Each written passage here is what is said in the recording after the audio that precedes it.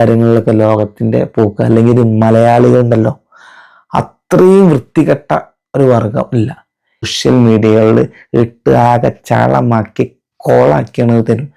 അത് ചിലപ്പോ ആ ഒരു വിഭാഗത്തിൽ ഒരു ഗൈസ് ഇറ്റ്സ് മീ മക്കു മക്കി. അപ്പോ ഇന്ന് നമ്മളെ വിഷയം എന്താ വെച്ചാൽ, ഞാൻ കഴിഞ്ഞ ഒരു 2 ദിവസമായിട്ട് ഫേസ്ബുക്കിൽ കുറച്ച് പോസ്റ്റുകൾ കാണാനിടണ്ടായി. അപ്പോൾ സംഗതി എന്താ വെച്ചാൽ, അതിലൊരു ഉപ്പൂപ്പ അല്ലെങ്കിൽ ഉപ്പ അച്ഛൻ പ്രശ്നമാണ്. അപ്പോൾ അതിൻ്റെ കുറച്ച് ട്രോളുകൾ വന്നിട്ടുണ്ടായിരുന്നു. അപ്പോൾ ആ ട്രോളുകൾ ഞാൻ ജസ്റ്റ് ഒന്ന് നിങ്ങളെ കാണിക്കാം. ഓരോ സിനിമയിലെ മീംസ് ഉപയോഗിച്ചിട്ടുള്ള ട്രോളുകളാണ്. അപ്പോൾ അത് വെച്ചിട്ട് കാണിക്കാം, ഓരോ ട്രോളുകൾ കാണിക്കാം. ഇനി മുതൽ നീ വെറും അച്ചപ്പമല്ല, അൽ ഉപ്പപ്പമാണ്. അങ്ങനത്തെ കുറെ ട്രോളുകൾ ഇതാ കണ്ടില്ലേ, അങ്ങനെ വന്നിട്ടുണ്ട്. മലയാള ഭാഷയുടെ പിതാവാരി എഴുത്തച്ഛൻ ബബ്ബ ഷുക്കൂർ എന്നീ പറ എഴുത്തുപ്പ. അപ്പോൾ അവിടെ എന്താ വെച്ചാൽ, ആ പോസ്റ്റുകളിലൊക്കെ കാണുന്നത് എന്താ വെച്ചാൽ, ഈ അച്ഛൻ എന്നുള്ള ഭാഗത്ത് എന്ത് ചെയ്തിട്ടുണ്ട്, മൊത്തം ഉപ്പ എന്ന രീതിയിൽ ഇല്ല വാക്ക് മാറ്റിയിട്ടാണ് കാര്യങ്ങൾ വന്നിട്ടുള്ളത്.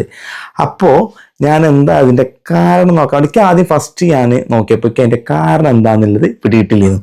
അപ്പോൾ പിന്നെ അതിൻ്റെ കമൻറ്റിൽ ഏതൊക്കെയോ ആൾക്കാർ വന്നിട്ട് എന്ത് ചെയ്തിട്ടുണ്ട്, അതിൽ ലിങ്ക് ഷെയർ ചെയ്തിട്ടുണ്ട്. അപ്പോഴാണ് മനസ്സിലാവണ കാര്യം എന്താണെന്ന് വെച്ചാൽ, നമ്മളെ ഗായകൻ സജീർ കൊപ്പത്തിൻ്റെ ഒരു ഫേസ്ബുക്ക് പോസ്റ്റാണ്.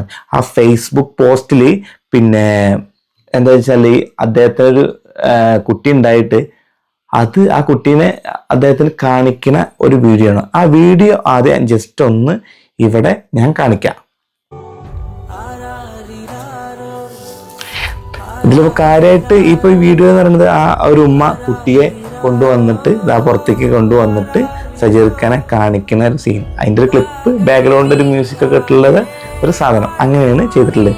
പക്ഷേ അതിൽ വേറെ ഒരു കാര്യം എന്താണെന്ന് വെച്ചാൽ, അതിലൊരു ക്യാപ്ഷൻ സജീർക്കൊപ്പം കൊടുത്തിട്ടുണ്ടായിരുന്നു. അങ്ങനെ ഞാൻ അവൻ്റെ അച്ഛനായി എന്നുള്ളതാണ് ആ ക്യാപ്ഷൻ. അപ്പോഴാണ് എനിക്ക് കുറച്ച് കാര്യങ്ങൾ കത്തിയത്. അപ്പം ഞാൻ നേരെ എന്ത് ചെയ്തു, അതിൻ്റെ കമൻറ്റ് ബോക്സുകൾ നോക്കി. ആ കമൻറ്റ് ബോക്സിൽ എന്ത് ചെയ്തു, കുറേ പ്രമുഖ മതത്തോട് അത്ര താല്പര്യമുള്ള കക്ഷികൾ കുറേ പേര് അതിൽ കമൻ്റ് ഇട്ടുണ്ട്. അപ്പോൾ നമുക്ക് ആദ്യം ആ ഓരോ കമൻറ്റുകൾ എന്താണെന്നുള്ളത് നോക്കാം. അപ്പോൾ ഞാൻ ഇതിൽ ആദ്യത്തെ ഒരു കമൻറ്റ് എന്താണെന്ന് വായിക്കാം. ഉപ്പ എന്ന് പറയാൻ മടിയുള്ള നീ ഈ സ്ഥാനത്തിന് അർഹനല്ല. ഒരു കമൻ്റ്, ഒരു മഹാവ്യക്തിയുടെ ഒരു കമൻ്റാ. പക്ഷെ ഇങ്ങനെ പറയാം മൂപ്പർക്ക് എന്താണ് അവകാശമുള്ളതെന്നാണ് ഞാൻ ആലോചിച്ച് നോക്കുന്നത്. കാരണം അതിന് മാത്രം എന്താണ് അതിലുള്ളത്? ആ സജീർക്കൊപ്പം അച്ഛൻ എന്ന വാക്ക് ഉപയോഗിച്ചതോ? ഇനിയുണ്ട്. ഇത് മാത്രമല്ല, ഇതുപോലത്തെ പല കമൻറ്റുകളുണ്ട്. അടുത്ത, അങ്ങനെ ഞാൻ അവൻ്റെ ബാപ്പയായി എന്ന് പറയാമായിരുന്നു. ഈ അച്ഛൻ എന്നുള്ളത് ഈ അതായത് ഈ അച്ഛൻ എന്ന് പറഞ്ഞ വാക്ക് എന്ന് പറയുന്നത് ഈ ഹിന്ദു മതത്തിൻ്റെതായിട്ടുള്ളൊരു വാക്കല്ല. അത് ആദ്യം മനസ്സിലാക്കണം. ഈ പിതാവ്, അച്ഛൻ എന്നൊക്കെ ഉള്ളത് ഒരു മലയാള പദമാണ്. പക്ഷെ നോർമലി ഹിന്ദു സമുദായത്തിലുള്ളവരും ആണ് നോർമലി ആ ഒരു വാക്ക് യൂസ് ചെയ്യുക. പക്ഷെ അത് വിചാരിച്ചത് ഹിന്ദു ആകണമെന്നില്ല. പക്ഷെ അതൊക്കെ മുന്നിൽ കണ്ട് കരുതിയിട്ടായിരിക്കണം ഇങ്ങനത്തെ ഈ കമൻറ്റുകളൊക്കെ ഉണ്ടാകാൻ കാരണം. ഇത് മാത്രമല്ല, വേറെയും കമൻ്റ് ഉണ്ട്. ഉപ്പ എന്ന് പറയൂ, അൽഹംദുലില്ലാ, അൽഫ് മബ്രൂക്ക്. ഉപ്പ എന്ന് പറയൂ, അച്ഛൻ എന്ന് പറഞ്ഞാൽ എന്താ പ്രശ്നം? ശരിക്കും നിങ്ങൾ ഗൂഗിളിൽ സെർച്ച് ചെയ്താൽ തന്നെ അറിയാം. ഈ ഫാദർ എന്നതിൻ്റെ അർത്ഥം തന്നെ അച്ഛൻ എന്നാ. പക്ഷെ അതൊന്നും ഏതൊരു മതത്തിൻ്റെയും കുത്തകയല്ല എന്നുള്ളതാണ് വസ്തുത. അടുത്ത ഒരു ഫേസ്ബുക്ക് ഒരാൾ ഇട്ടതാണ്, ഉപ്പ എന്ന് പറയാൻ കുറച്ചിലായിരിക്കും, ഏതായാലും അള്ളാഹു ബറക്കത്ത് ചെയ്യട്ടെ. എന്ത് കുറച്ചിൽ? ഈ ഉപ്പ എന്ന് പറഞ്ഞില്ലെങ്കിൽ ഇപ്പം എന്താ പ്രശ്നം എന്നുള്ളതാണ്. പിന്നെയുണ്ട്, ഇത് മാത്രം കേട്ടോ, വേറെയും കുറെ കമന്റുകൾ വന്നിട്ടുണ്ട്. ഉപ്പ എന്ന് പറയണമായിരുന്നു, പിന്നെ കുട്ടീനെ ഒന്ന് എടുക്കണമായിരുന്നു. ഇത് ജസ്റ്റ് ആ കുട്ടിയെ കാണിച്ചപ്പോൾ അവര് ജസ്റ്റ് ഒന്ന് വന്ന് കാണിച്ചു കൊടുക്കുന്ന ഒരു വീഡിയോ, ഒരു രസമായിട്ട് ആ ഒരു സന്തോഷത്തിന്റെ, ഒരു കുട്ടി ഉണ്ടായതിന്റെ സന്തോഷത്തിന്റെ പുറത്തിട്ട ഒരു സാധനമാണ്. പക്ഷെ അതിന് ആ സാഹചര്യത്തിൽ ചിലപ്പോൾ എടുക്കാൻ പറ്റിക്കോളെന്ന് ഉള്ള സാഹചര്യം ആയിരിക്കില്ല. പക്ഷെ അങ്ങനത്തെ ഒരു കമന്റ് ഇടേണ്ട അവസ്ഥ ഒന്ന് ആലോചിച്ച് നോക്കി. ഉപ്പ എന്ന് പറയാൻ കുറച്ചിലാണോ എന്നുള്ളത്. എന്ത് കുറച്ചിൽ? ഈ ഡീപ്പിലുള്ള ആള് അത്യാവശ്യം ഏജ് ഉള്ള ആളോ ഒന്നല്ല കണ്ടിട്ടെന്ന് തോന്നുന്നുണ്ട്. പക്ഷെ ഇങ്ങനത്തെ ആൾക്കാരൊക്കെ മൈൻഡിൽ ഇപ്പൊ എന്താന്നുള്ളതാണ്. ഉപ്പ എന്ന് പറയാൻ കുറച്ചിലാണോ എന്നുള്ളത്. ഇതിലൊക്കെ എന്ത് കുരു പൊട്ടുന്ന കാര്യമാണ് ഈ ഒരു വിഷയത്തിലുള്ളത് എന്നുള്ളതാണ് നമ്മൾ ചിന്തിക്കേണ്ട കാര്യമാണ്. അത് അനുഗ്രഹം കൂടുമ്പോൾ തരുന്നവനെ മറക്കുന്നു. രക്ഷിതാവ് എന്നൊരു പദമെങ്കിലും ഉപയോഗിക്കാമായിരുന്നു. പള്ളിക്കൂടത്തിൽ പഠിക്കാത്തതിൻ്റെ കുറവാണ്. ഒരച്ഛൻ എന്ന വാക്ക് ഉപയോഗിച്ചതിന് പറയണ ഒരു കാര്യമാണ് പള്ളിക്കൂടത്തിൽ പഠിക്കാത്തതിൻ്റെ കുറവാണെന്നുള്ളത്. ഈ സത്യമായിട്ട് ഇങ്ങനത്തെ കാര്യങ്ങളിലൊക്കെ ലോകത്തിൻ്റെ പോക്ക്, അല്ലെങ്കിൽ മലയാളികളുണ്ടല്ലോ, അത്രയും വൃത്തികെട്ട ഒരു വർഗം ഇല്ല. ഈ എന്താണ് ഏതാണ് എന്ന് മനസ്സിലാക്കാതെ വെറുതെ ഇങ്ങനെ ചറപ്പറ എന്ത് ചെയ്യാൻ നെഗറ്റീവായിട്ട് കമൻറ്റുകൾ ഇടുക, എന്നിട്ട് അതിന് ഊക്ക് വാങ്ങുക. ആ ഊക്കിൻ്റെ ഫലമായിട്ടുള്ളതാണ് നിരവധി ട്രോളുകൾ ഫേസ്ബുക്കിൽ വന്നിട്ടുണ്ട്. എത്ര ട്രോളുകൾ അറിയോ? ഇത് എനിക്ക് തോന്നുന്നത് പല ആൾക്കാർക്ക് ഇത് എന്താ സംഗതി എന്ന് മനസ്സിലായിട്ടില്ല. പല ആൾക്കാർ ഇതിനെപ്പറ്റി വീഡിയോ ചെയ്തത് കുറവായിരിക്കും. ഞാനും നോക്കിയപ്പോൾ അധികം കണ്ടിട്ടില്ല.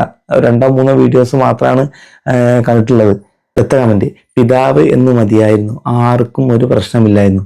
ഇവിടെ ആർക്ക് എന്ത് പ്രശ്നമാണുള്ളത്? വെറുതെ ഒരു കുത്തിക്കയപ്പിന്റെ പേരിൽ വെറുതെ ഇങ്ങനെ ഉണ്ടാക്കല്ലേ. അടുത്ത ഒരു കമന്റ് കാണാം, പിതാവ് എന്നായിരുന്നു വേണ്ടത്.